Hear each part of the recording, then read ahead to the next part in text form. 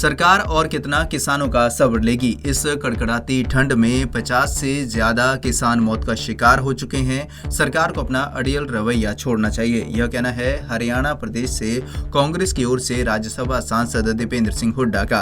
रविवार को चंडीगढ़ से चलने के बाद इस्माइलाबाद के टोल टैक्स पर किसानों को अपना समर्थन देने पहुंचे मीडिया से बातचीत करते हुए दीपेंद्र सिंह हुड्डा ने कहा कि आज हरियाणा के 2 किसान दुनिया छोड़कर जा चुके हैं। अब तक 50 से भी ज्यादा किसान आंदोलन में मौत का शिकार हो चुके हैं, मगर सरकार अभी भी अपने अड़ियल रवैये पर अड़ी हुई है।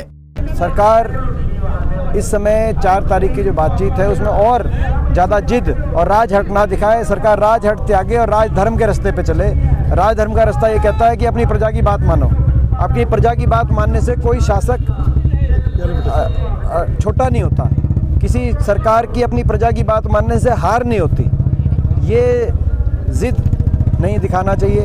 ये मैं समझता हूँ पूरी दुनिया के सामने देश के किसान ने एक उदाहरण पेश किया है, जिस तरीके से देश के किसान ने ये आंदोलन एक अनुशासन से, शांति से चलाने का काम किया। मगर सरकार अब और किसान को जो है और किसान के संयम का और इम्तिहान ना ले। बड़े दुर्भाग्य की बात है कि संसद पे ताला लगा हुआ है। हुड्डा साहब 31 MLO के साथ गवर्नर से टाइम लेने गए। आप टाइम सेशन बुलाना, हम हरियाणा में सेशन बुलाना चाहते हैं ताकि हरियाणा में सेशन बुलाए आपात सत्र विधानसभा का, जिसमें हम अविश्वास प्रस्ताव लेके आए किसान के मुद्दे पे सरकार के खिलाफ, ताकि पता चले कौन विधायक सरकार के साथ दे रहा है, कौन किसान के साथ खड़ा है। मगर हमने जब ये बात हम लेके आए तो दुख की बात है कि गवर्नर साहब ने टाइम नहीं दिया। मिले ही नहीं, वो ना कोई कारण बताया। वो तो कारण उनसे पूछो क्या सरकार का दबाव था। सत्र ना बुलाते मगर कम से कम राज्यपाल महोदय मिल सकते थे।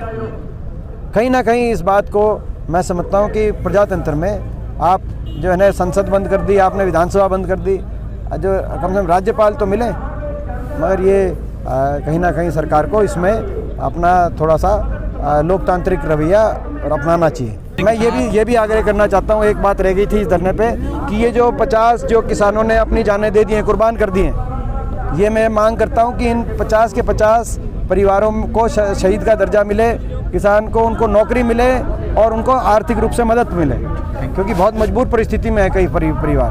Thank you.